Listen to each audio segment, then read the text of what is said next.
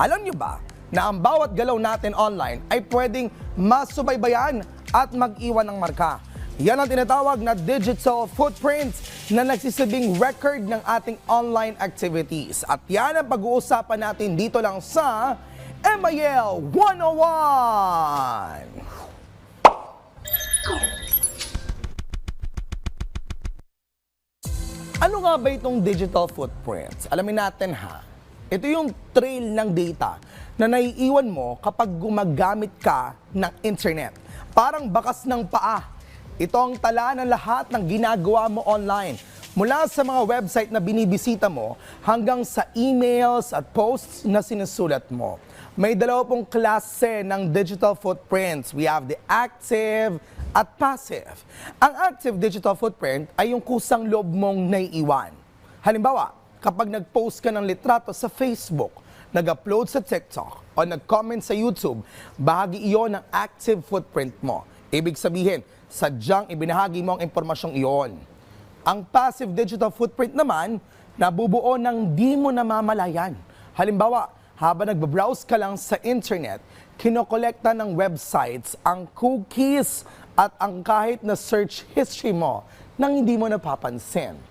Ibig sabihin, lahat ng activities mo online ay nag-aambag sa digital footprint mo. Halimbawa, bawat post mo sa Facebook o litrato mo sa Instagram ay nakalog bilang active footprint. Kapag nag-search ka naman sa Google, nakatala iyon sa history mo at kinukuhanan nito ng cookies ang site. Bahagi iyon ng passive footprint. Ilan pang halimbawa ng active footprint ang pag-fill in mo ng online forms o pag-sign up sa newsletter, pati ang mga pag-like o pag-follow mo sa social media accounts ay kasama rito. Tandaan, kahit na mag-delete ka ng post, baka may ibang nakasave na data tungkol dito. Hindi mo basta mabubura lahat ng baka sa activities mo online. E paano mapoprotektahan ang sarili online? Una, isipin muna bago mag-post. Katulad ng paalala ng marami, isipin mong mabuti kung anong ipopost mo dahil nag-iiwan ito ng impression online. Pangalawa, i-adjust ang privacy settings ng social media accounts mo para friends only lang ang makakita ng posts mo. Pangatlo, huwag mag-overshare ng sobrang personal details tulad ng address o birth date sa public posts. Paalala sa publiko ha, ito, gumamit mo ng private browser or incognito mode o VPN kapag nagbabrowse ka upang hindi madaling masundan ang online activity mo. At i-clear paminsan-minsan ang cookies at history ng browser.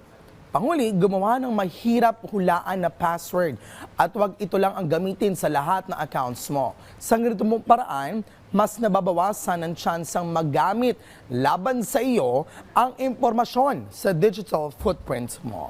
Maging maingat tayo sa bawat kilos natin online.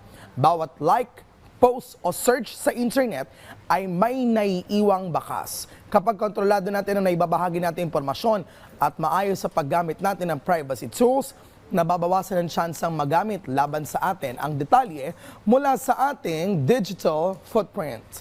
Yan po muna ang ating napag-usapan dito sa MIL 101.